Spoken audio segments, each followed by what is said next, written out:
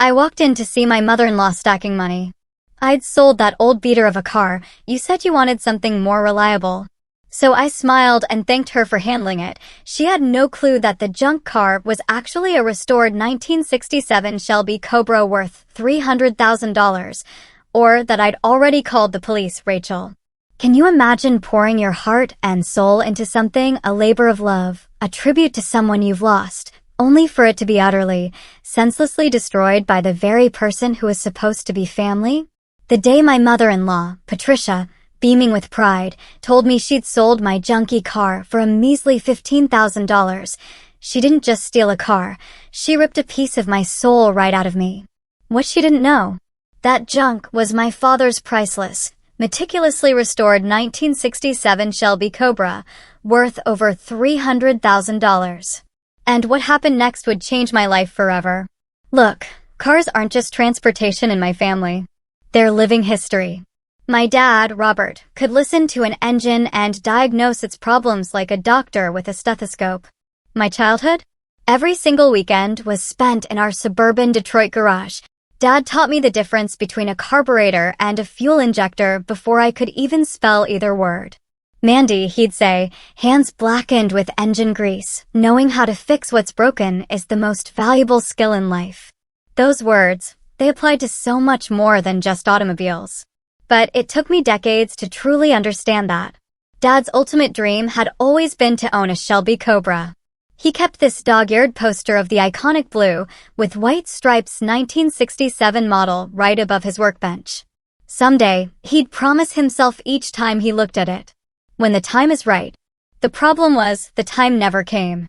Pancreatic cancer took him quickly when I was just 22, fresh out of college, with an automotive engineering degree. I inherited his tools, his knowledge, and his heartbreakingly unfinished dream. During the memorial service, I made a silent vow. I would one day own and restore the Cobra he never had. It would be my tribute to him, my way of keeping his hands working alongside mine, even after he was gone. I met Jack at a classic car show in Ann Arbor. I was there showcasing a 1972 Mustang I'd restored, and he really stood out among the crowds. He wasn't just admiring the shine, he was asking intelligent questions about the restoration process itself. When he invited me for coffee afterward, I actually accepted, which was rare for me. Jack worked in marketing, but he had this genuine appreciation for automotive history. He listened intently as I talked compression ratios and original factory specifications, never once making me feel like I needed to tone down my expertise. By our third date, I was already imagining a future garage we might share. You're different from other women I've dated, he told me 6 months in. You're passionate and knowledgeable about something that matters to you. I love that. Meeting his mother, Patricia, though, that should have been my first warning sign. Jack had mentioned she was traditional, but I hadn't understood the full meaning until I sat across from her at Sunday dinner, trying to navigate her rapid-fire questions about my cooking abilities, and, of course, when we planned to have children. Cars are such a dirty hobby for a young lady, she'd remarked when Jack proudly mentioned my restoration business. Surely, that's just a phase until you settle down properly. I caught Jack's slight wince, but I also noted how quickly he changed the subject rather than defending me. At the time, I dismissed it as him avoiding conflict during a first meeting. I didn't recognize it as the pattern it would become. Despite that rocky start, Jack and I married 14 months later. Patricia gave us crystal serving dishes as a wedding gift, along with a handwritten note subtly suggesting I might want to focus on making a beautiful home now. Those serving dishes? They stayed in their boxes, tucked away in our storage closet. Life was good for the first 3 years. My small restoration business grew steadily, and Jack's marketing career advanced. We bought a modest house with a 2-car garage that I immediately upgraded with professional-grade equipment. Patricia visited monthly, always making small comments about the unusual setup of our home, but I learned to let them roll off my back. Then, everything changed. Jack lost his job during company-wide layoffs. His severance package was minimal, and my business was experiencing a seasonal slowdown. After 3 months of dwindling savings and mounting bills, Jack suggested we temporarily move in with Patricia. She had a spacious 4-bedroom house since her husband's passing 5 years earlier. It'll just be for a few months, he promised. Until I find something solid and we can rebuild our savings. I agreed, reluctantly. It was financially sensible, but I dreaded the constant scrutiny. What made the decision bearable was what happened 2 days before we were set to move. Mr. Caldwell, an elderly neighbor, mentioned he was clearing out his late brother's barn. Got some old car parts and maybe a chassis he was tinkering with. Probably junk, but you're welcome to look before I call the scrapyard. That junk. It turned out to be the neglected remains of a 1967 Shelby Cobra. The body was damaged, the engine seized, years of dust and rodent nests had taken their toll, but the chassis number confirmed its authenticity. My heart nearly stopped when I verified it. How much? I asked, trying to keep my voice steady. Mr. Caldwell shrugged. If you can haul it away and it saves me the scrap fees, it's yours. Brother always said he was going to fix it up. Never did. I arranged for transport to Patricia's house the very next day. Explaining to Jack, this wasn't just any project car. This was the project car. My ultimate tribute to Dad. Patricia's disapproval was immediate and unrelenting. You're bringing that tetanus hazard to my property? She asked, nose wrinkled in disgust, as the flatbed delivered the Cobra to her oversized garage. It's incredibly rare, I explained. Once restored, these sell for hundreds of thousands. She scoffed. If you believe that, I have a bridge to sell you too. For the next 18 months, every spare moment and every dollar went into that Cobra's restoration. I documented each step meticulously, authenticating original parts, sourcing period-correct replacements. The process was therapeutic. With each component I restored, I felt closer to Dad. Jack showed interest initially but grew distant as the project progressed, echoing his mother's concerns about the money disappearing into that heap. Patricia's comments became a daily occurrence. Wouldn't your time be better spent looking for real work? That garage smells like a gas station because of that thing. No wonder you two can't afford your own place yet. I stopped trying to explain the car's value to her. Some people would never understand the difference between expense and investment, between junk and treasure in progress. I just nodded and continued my work, watching my father's dream slowly materialize under my hands. 3 weeks before the incident, I completed the restoration. The Cobra gleamed in its original Guardsman blue with Wimbledon white stripes. That 427 cubic inch V8 engine purred with perfect pitch. The leather interior was immaculate, every gauge, switch, and emblem period correct. I took it for its first real drive at dawn, before Patricia would be awake to comment. As the sun rose over Michigan farmland, I actually felt Dad riding shotgun, his approving smile reflected in the rearview mirror. I allowed myself exactly 1 tear before focusing on the road ahead. This Cobra wasn't just a car. It was 18 months of meticulous work. It was my father's unrealized dream. It was proof that some things, with enough care and dedication, can be brought back from the brink of destruction. And soon, it would become the focus of a betrayal I never saw coming. Living under Patricia's roof was an exercise in restraint. Every morning began with her commentary on my choice of breakfast, my work clothes, or my schedule for the day. No detail was too small for her critique. Women in my day wore a touch of lipstick, even for casual days, she remarked one morning as I prepared to meet a client. I'll be under a car most of the day, Patricia. Lipstick isn't practical, I replied, keeping my tone light while mentally counting the days until Jack found stable employment. When I returned that evening, I discovered she had reorganized my closet according to her color-coding system, discarding several of my unflattering work shirts in the process. Jack's response when I expressed my frustration was predictable. Mom's just trying to help Amanda. She doesn't mean any harm. This became his mantra, repeated so often it lost all meaning. When Patricia threw away my specialized carburetor adjustment tools, assuming they were junk cluttering her garage, Jack bought me new ones rather than addressing the boundary violation. When she criticized my cooking as too spicy and not how Jack was raised, he suggested I adapt my recipes rather than asking her to respect my culinary choices. The Cobra became my sanctuary. Each evening, I would escape to the garage, running my hand along its perfect curves, adjusting already perfect components, finding peace in its presence. The car represented everything Patricia couldn't touch or control: my skill, my connection to my father, my independence. 2 months into our stay, I entered a local car show, partly to showcase the Cobra and partly just to enjoy a day away from Patricia's constant supervision. The car drew crowds throughout the day, enthusiasts marveling at the restoration quality and the vehicle's rarity. "You don't see Cobras this authentic often," remarked one judge, inspecting the engine bay. "Most are replicas or heavily modified. This is museum quality." The Cobra won Best in Show and Most Authentic Restoration, validating the countless hours I'd invested.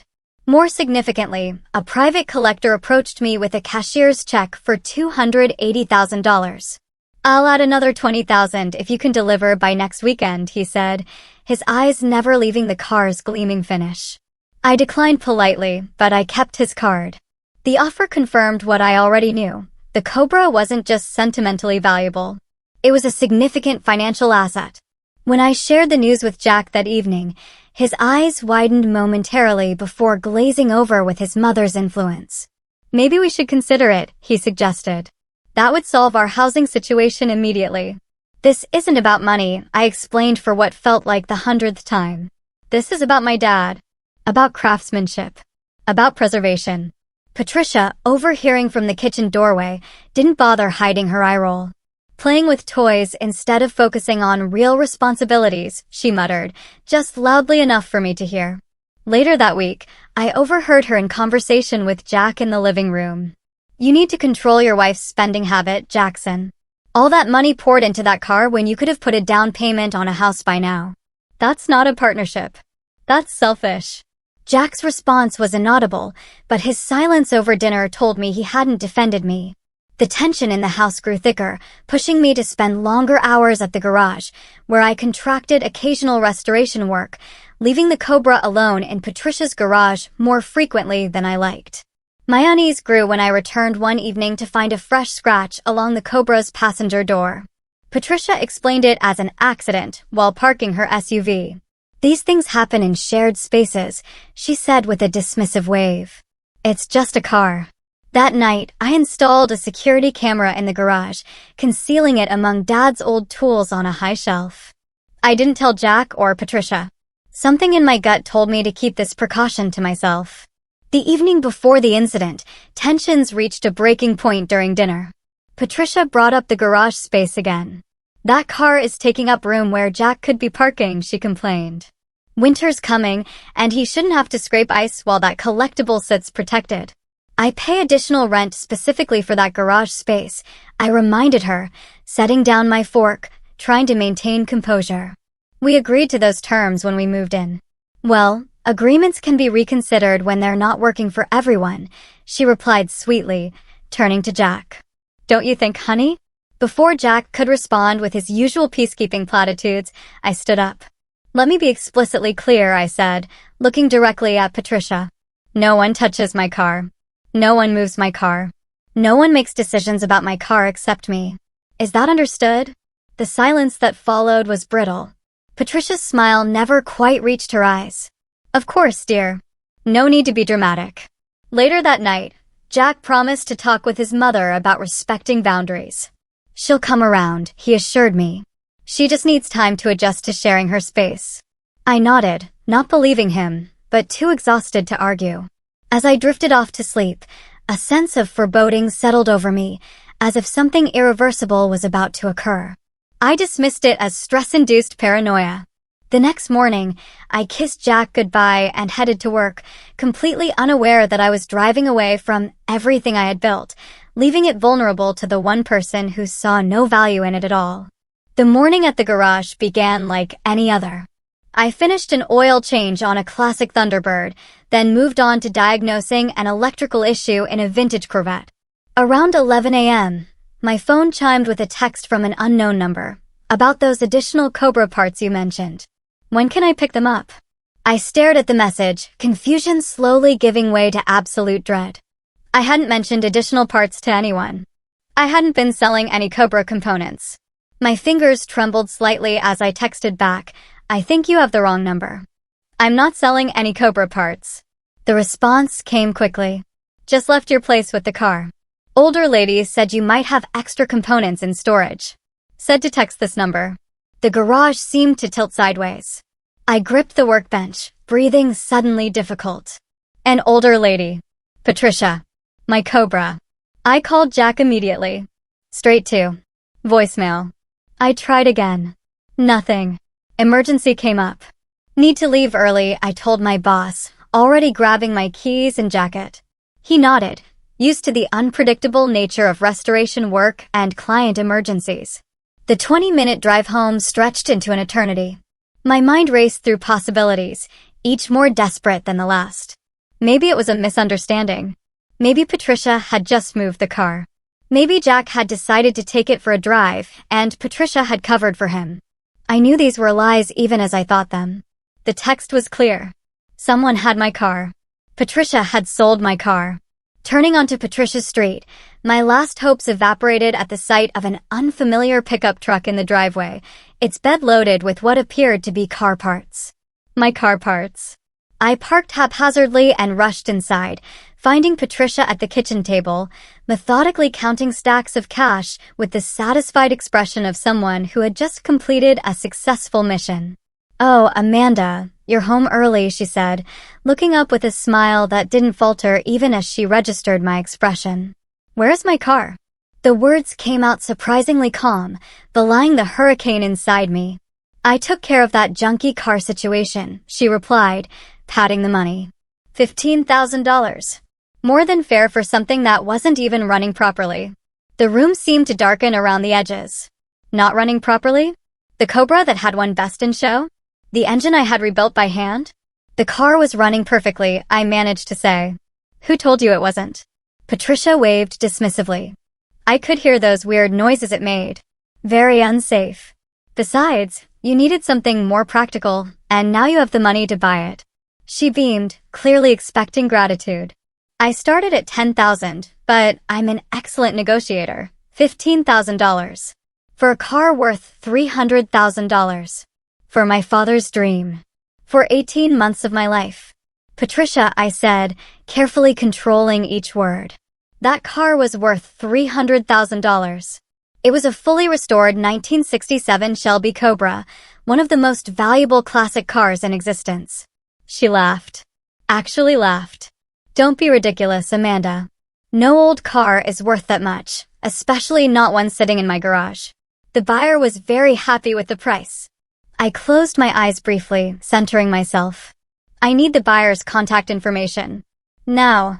Something in my tone must have registered because she pushed a scrap of paper with a name and number across the table. The same number that had texted me. "His name is Roger something. He seemed very knowledgeable about cars. Said it was exactly what he was looking for." I'm sure he did, I thought bitterly. A $300,000 car for $15,000 would make anyone knowledgeable about cars ecstatic. "Did you give him the documentation that was in the trunk?" I asked, a new wave of panic rising. "The authentication papers, the restoration journal." Patricia frowned. "There was an old binder and some papers." I told him that was included, of course. The authentication papers. The documented provenance that proved the car's value. The journal chronicling every restoration step. And my father's vintage Rolex watch that I'd placed in a hidden compartment I'd built into the trunk as a personal tribute, along with several original factory parts I'd preserved in their own custom cases. All gone. "I need a moment," I said, turning toward the bathroom. "You're welcome," Patricia called after me. It was taking up so much space in the garage. Now we can put it to better use. In the bathroom, I locked the door and slid to the floor. A strangled sob escaped despite my efforts. The panic rose like floodwater, constricting my chest, darkening my vision. I couldn't breathe. Couldn't think beyond the magnitude of what had just happened. Dad's dream. My tribute. My investment. My future security. All sold for a fraction of its worth by a woman who had no right to touch it. I don't know how long I sat there, but eventually, the panic receded enough for me to splash cold water on my face. Looking in the mirror, I saw my father's determination reflected back at me. He hadn't raised me to collapse when things got difficult. He taught me to assess, adapt, and act. Fix what's broken, I whispered to my reflection. Then I pulled out my phone and dialed Roger's number.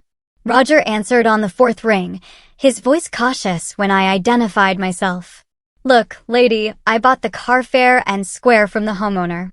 She had the keys and everything, said her son and daughter-in-law were selling it to buy something practical. She's my mother-in-law, not the owner, I explained, keeping my voice steady. She had no authorization to sell the vehicle. It's registered in my name, and I have all the ownership documentation. A pause. Well, I already started breaking it down for parts. The engine alone is worth more than what I paid. My stomach lurched. Breaking it down. It's a complete, authentic Cobra. It's worth $300,000 intact. His laugh mirrored Patricia's earlier disbelief. No offense, but if it was worth that much, you wouldn't have been keeping it in a residential garage, and some old lady wouldn't have sold it for 15. I can prove its value, I insisted. I have copies of the authentication papers, restoration photos, even the original bill of sale from 1967. Look, I paid cash, got a receipt, and the car's already partially disassembled. Sorry about the misunderstanding, but that's business. He hung up. I gripped the sink, nausea rising. He'd already started destroying my meticulously restored masterpiece. Every minute that passed meant more damage, more parts separated, more value lost. The front door opened and closed. Jack's voice called out, Mom, Amanda, I'm home early. Great news about the job interview. I emerged from the bathroom to find Jack's expression shifting from elation to confusion as he looked between his mother's proud smile and my tear-stained face. What's happened? He asked. Patricia spoke before I could. I solved your car space problem and put some cash in your pockets. $15,000 for that old thing taking up the garage. Now you can buy something sensible. Jack's eyes widened. You sold Amanda's Cobra without asking us? It was a surprise. Patricia said defensively. I thought you'd both be pleased. It was just sitting there. Jack, I said, my voice barely above a whisper. Your mother sold a $300,000 car for $15,000. Without permission. Without consulting either of us. 300. Jack trailed off, looking bewildered. That can't be right. You never said it was worth that much. I've been telling you both for months. I exploded. The collector at the car show offered $280,000. I showed you the offer letter. Jack paled. I thought that was just some enthusiast being crazy. I didn't think it was a legitimate valuation. Patricia snorted. It wasn't. No rust bucket is worth that kind of money. Amanda's been exaggerating to justify all the time and money she's wasted. I pulled out my phone, hands shaking with rage and grief. Here, I said, showing Jack photos from the car show, the judge's evaluation, and the formal offer letter with the collector's credentials clearly visible. Here's your proof. Jack sank into a chair, the color draining from his face. Mom, what have you done? Patricia's certainty faltered for the first time. I was helping you both financially. How was I supposed to know? By asking, I said flatly. By respecting that it wasn't yours to sell. By listening when I repeatedly told you both its value. Jack reached for my hand. We can work this out. Maybe we can buy it back. The buyer's already dismantling it for parts, I said, pulling away from his touch.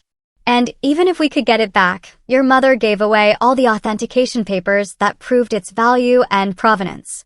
We can save up for another project car, Jack offered weakly. The suggestion was so disconnected from reality that I actually laughed. A harsh sound that made both Jack and Patricia flinch. Another project car? I repeated incredulously. This wasn't just a project car. This was a rare, authenticated 1967 Shelby Cobra that I spent 18 months restoring to concours condition. This was my father's dream that I finally fulfilled after he died. This was $300,000 of value that your mother just gave away for the price of a used Honda. Now you're being dramatic, Patricia interjected. If you'd been honest about its supposed value instead of keeping secrets. Keeping secrets? My voice rose despite my efforts to control it. I won Best in Show at a national car meet. I had it professionally appraised. I showed you both the offer letter from a legitimate collector. I literally could not have been more transparent. You should have put it in a museum if it was so precious, Patricia countered, folding her arms, not taking up space in my garage.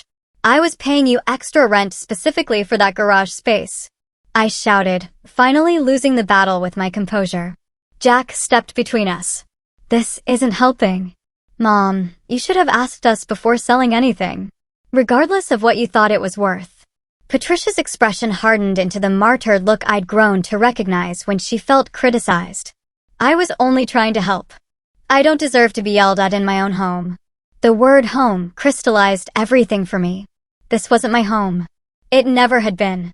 And Jack's tepid defense was 3 years too late. I need some air, I said, grabbing my purse and keys. Don't wait up. Jack followed me to the door. Where are you going? We need to figure this out together. Together. I repeated, turning to face him. There is no together here, Jack. There never has been. It's always been you and your mother on one side and me on the other. I'm going to a hotel to figure out my next steps. You're overreacting, he said, panic edging into his voice. It's just a car. Those 4 words severed something essential between us. It wasn't just a car. And this wasn't just about the car. This was about 3 years of you choosing your mother's comfort over my basic right to respect.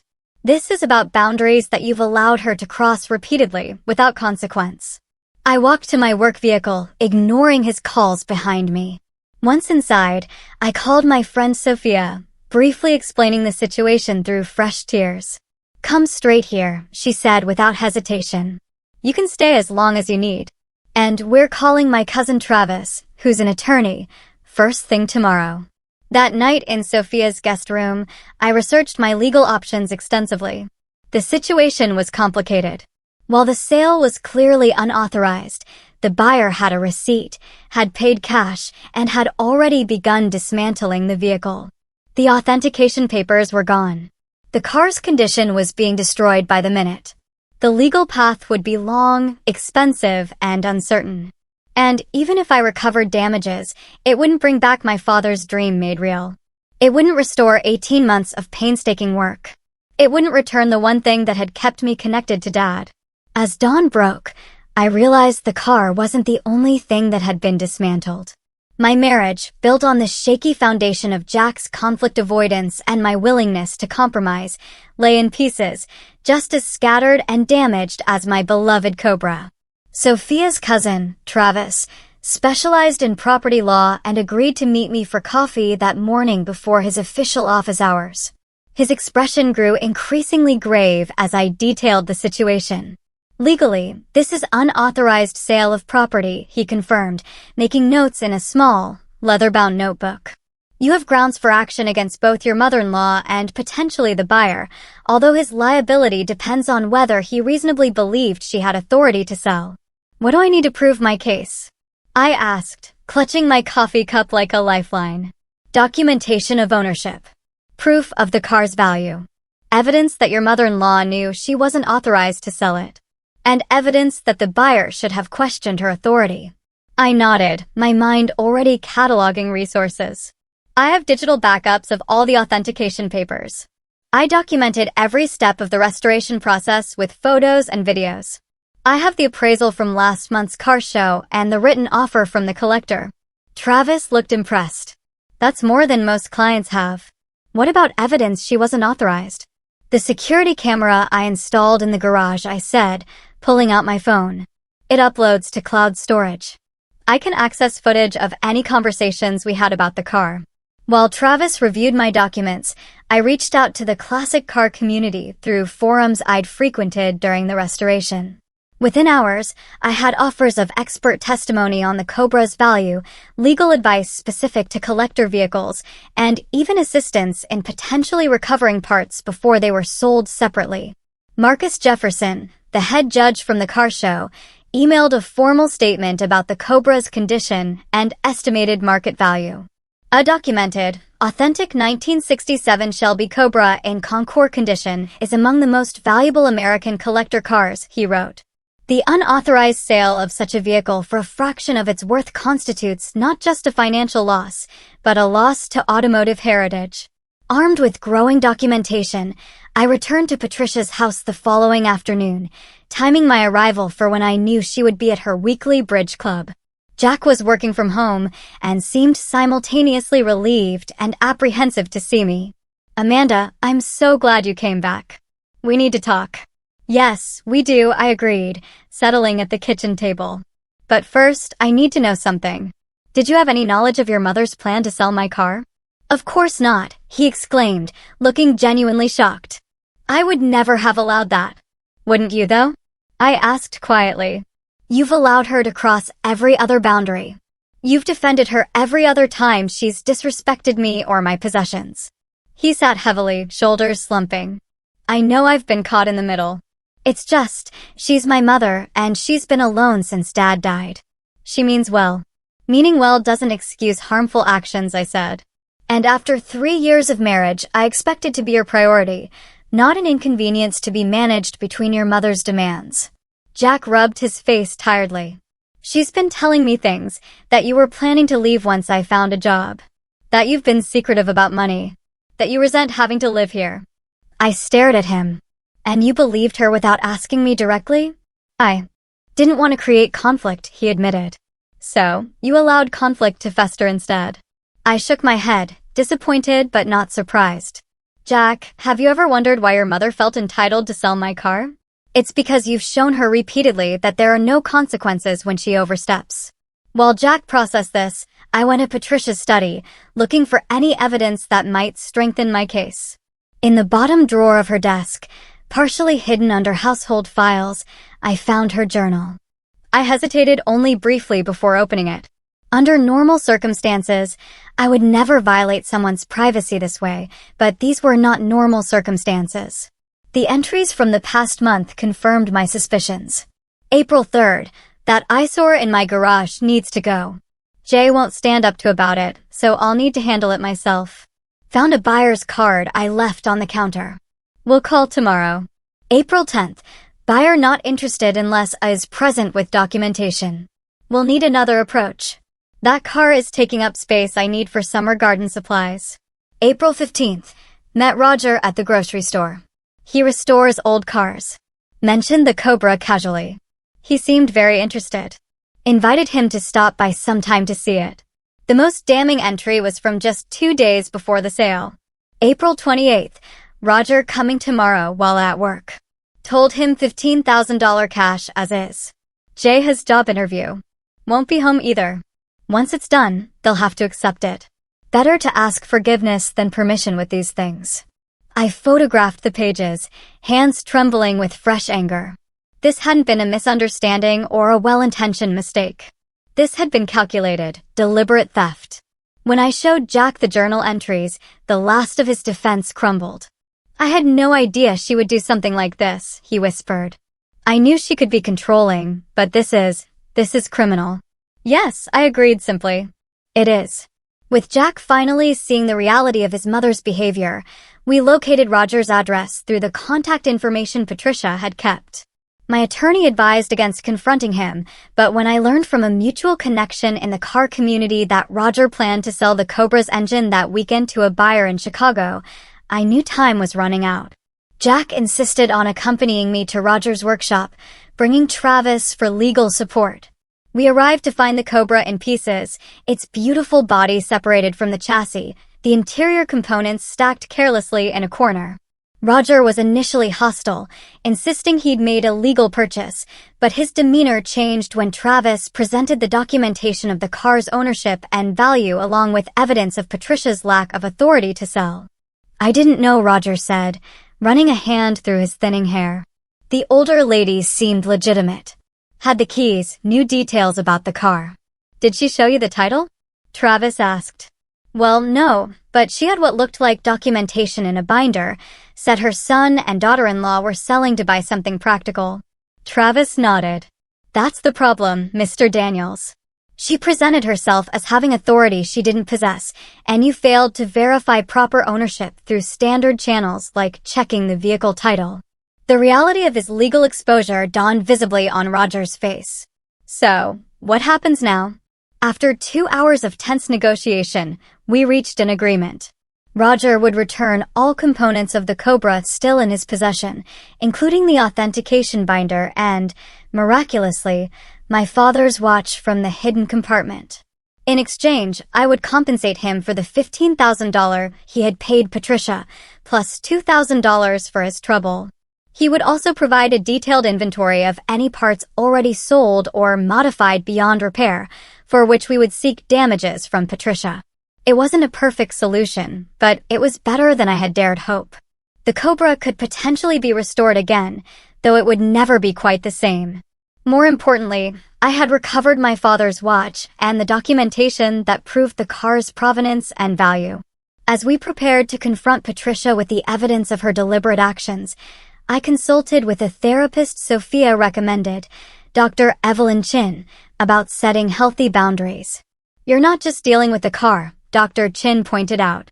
"You're dealing with a pattern of disrespect that's been enabled for years. Any resolution needs to address the underlying relationship dynamics, not just the immediate issue." With her guidance, I prepared for what would likely be the most difficult conversation of my life.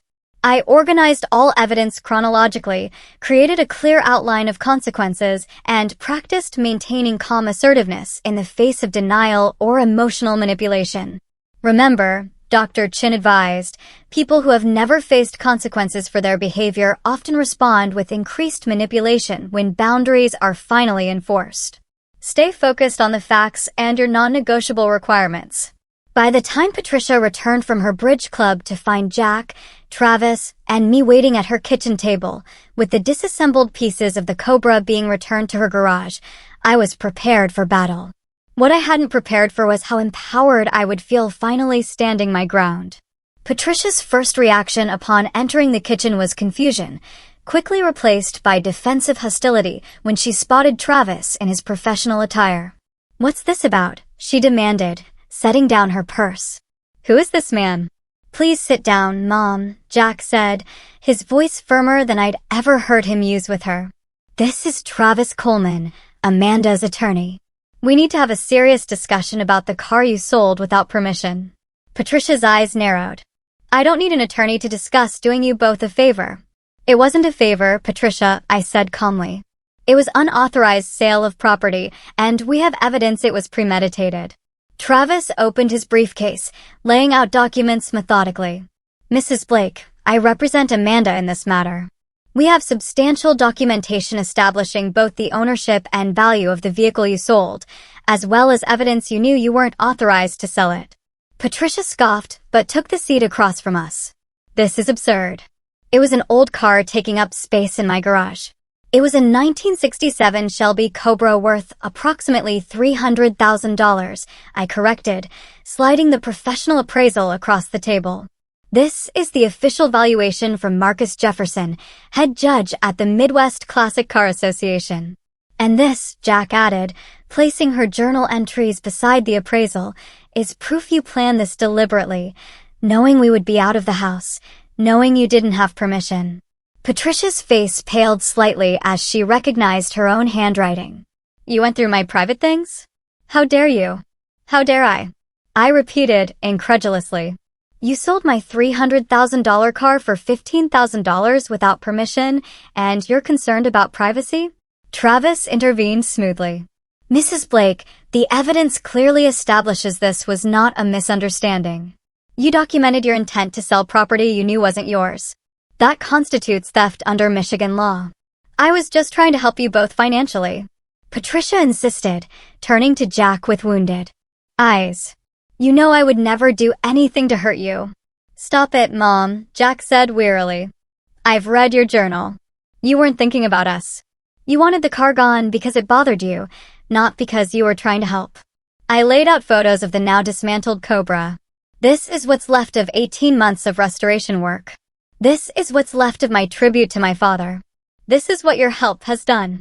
For the first time, uncertainty flickered across Patricia's face. "Well, how was I supposed to know it was valuable?" "You should have told me." "I did tell you repeatedly." "You chose not to listen," I said. "And even if it had been worthless, it still wasn't yours to sell. It belonged to me. What do you want from me?" Patricia asked, her defensive posture beginning to crumble as the reality of her situation became clear. Travis outlined our terms professionally. Financial restitution for the full appraised value of the vehicle in its pre-sale condition, minus the current value of recoverable parts. Based on our expert's assessment, that amounts to approximately $240,000. Patricia gasped. That's impossible. I don't have that kind of money. You have significant equity in this house, Travis noted. And substantial investments, according to the financial statements in your recent mortgage refinancing application. Jack looked at his mother steadily. This was wrong, Mom. You need to make this right. Patricia's eyes filled with tears.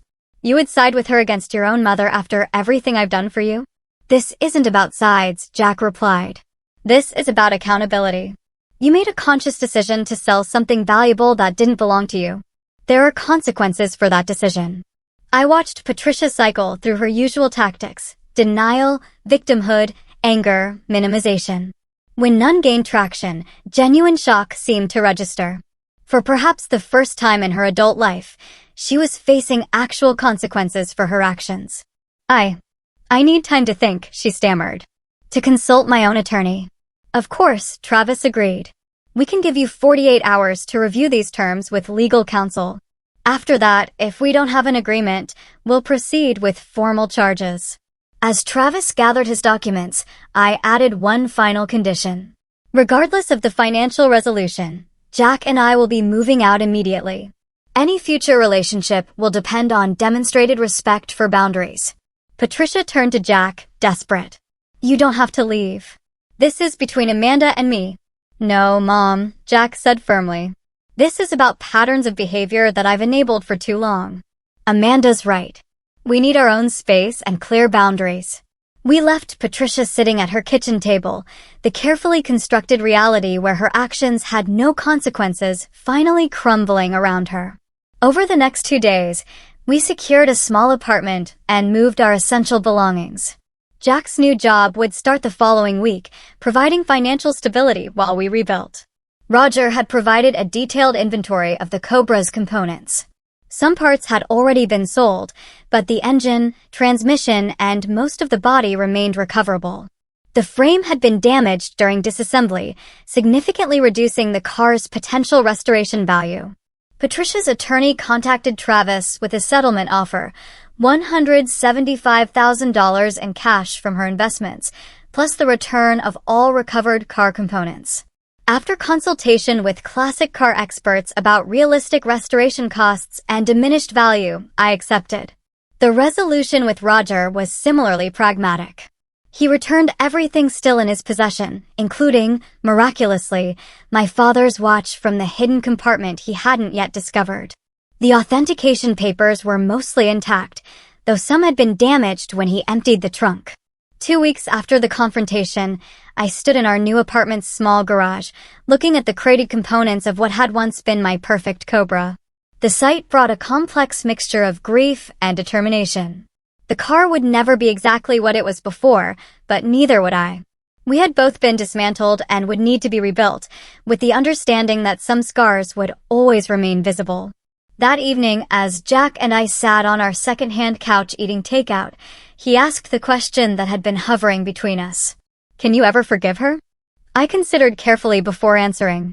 Forgiveness isn't the same as restoration of trust.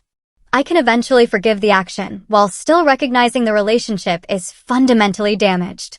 He nodded slowly. And us? Are we fundamentally damaged too? I don't know yet, I answered honestly. That depends on whether this experience has truly changed how you approach boundaries and conflict. For the first time in our relationship, we were having the difficult conversation without evasion or appeasement. It wasn't comfortable, but it was real. And real was something I could work with. 6 months passed in a blur of adjustment and rebuilding. Jack and I settled into our apartment, establishing routines untainted by Patricia's influence. His new marketing position proved both stable and fulfilling. While I divided my time between restoration work for clients and the slow process of assessing what could be salvaged from the Cobra, Patricia remained in our lives, but on vastly different terms. Our contact was limited to occasional supervised visits, always in neutral locations like restaurants or parks. Jack had made it clear that any violation of our boundaries would result in immediate departure, a rule he enforced without hesitation the first time she began criticizing my career choices over lunch. The settlement money provided financial security and options.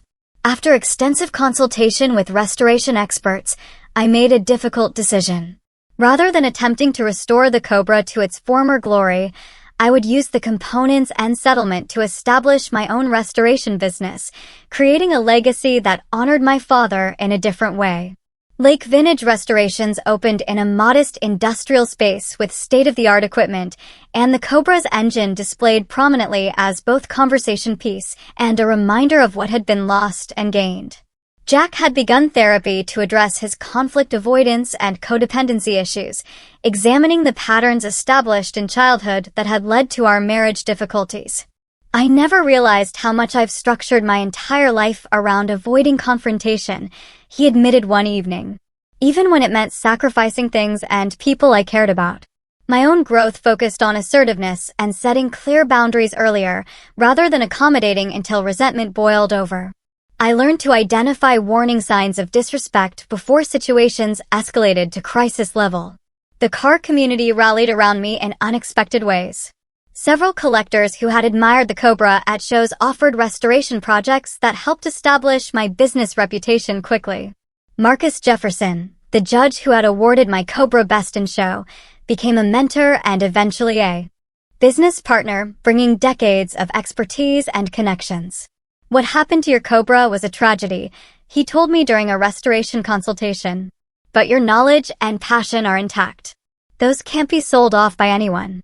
As my confidence and business grew, I reconnected with authentic parts of myself that had been suppressed during those months under Patricia's roof. I resumed attending car shows, this time as a respected restorer rather than just an enthusiast.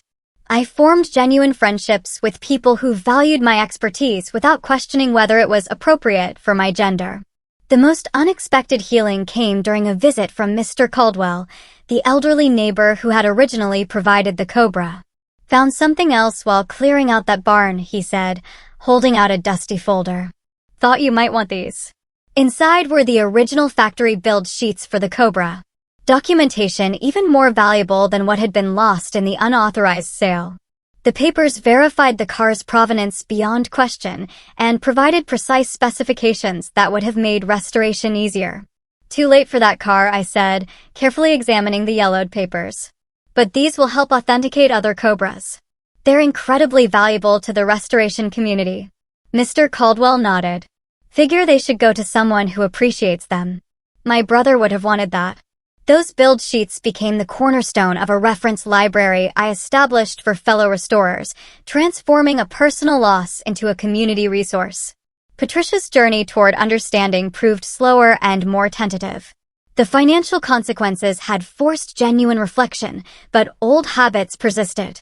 In our limited interactions, I observed her struggling between defensive justification and grudging recognition of wrongdoing. During a carefully managed holiday dinner at a restaurant, she made her first genuine attempt at accountability. I still don't understand why anyone would spend that much on an old car, she began awkwardly. But I had no right to make that decision for you. What I did was wrong, and I'm sorry. The apology wasn't perfect, but it was authentic, free from the qualifications and deflections that had characterized her previous attempts. I acknowledged it with a simple, "Thank you for recognizing that." Not forgiveness yet, but a step towards something less broken. Jack watched this exchange with visible relief. No longer frantically trying to smooth tensions or minimize conflict. He had learned that healthy relationships could withstand disagreement, that respect didn't require constant appeasement. As for the Cobra, its story continued differently than I had imagined. Using the settlement money and recovered components, I built a custom display for car museums and educational events, showcasing both the beauty of the original vehicle and the cautionary tale of its fate. The exhibit, titled Value Beyond Price, traveled to automotive heritage events nationwide, teaching enthusiasts about documentation, ownership protection, and preservation. On the anniversary of my father's passing, I visited his grave with a small replica of the Cobra and fresh news about the restoration business. "It didn't turn out how we planned, Dad," I said quietly, placing the model beside fresh flowers. "But I think you'd approve of what grew from it." The business was thriving, specializing in the very vehicles my father had loved. Each restoration incorporated his techniques and standards, his influence living on through my hands. The lessons he'd taught me about fixing what was broken had extended beyond engines and transmissions into relationships and self-worth. Some vehicles, like some relationships, could be fully restored. Others required accepting that certain damage was permanent, salvaging what remained valuable, and building something new that honored the original while acknowledging its transformed state. The most valuable restoration I discovered wasn't the Cobra at all. It was my own sense of self, strengthened by standing my ground, enforcing boundaries, and refusing to accept disrespect as the price of peace. In the quiet moments of reflection, when I ran my fingers over the salvaged components of what had been my masterpiece, I no longer felt only loss. I felt the hard-won wisdom that comes from protecting what matters, even when that protection comes too late to prevent damage. Some things, once broken, reveal strengths that remained hidden while they were whole. Call to action. Conversational, direct to audience. Tell me, have you ever had someone disrespect something that was precious to you? Did you stand your ground, or did you let it slide to keep the peace? What would you have done in my place? I'd love to hear your stories and thoughts in the comments below. If this resonated with you, please hit that subscribe button and share this video with someone who might need encouragement to value their own boundaries. Remember, sometimes the most important restoration work isn't on the things we love, but on our willingness to protect them. Thank you for listening, and I hope you'll join me next time for another chapter of life's challenging journey.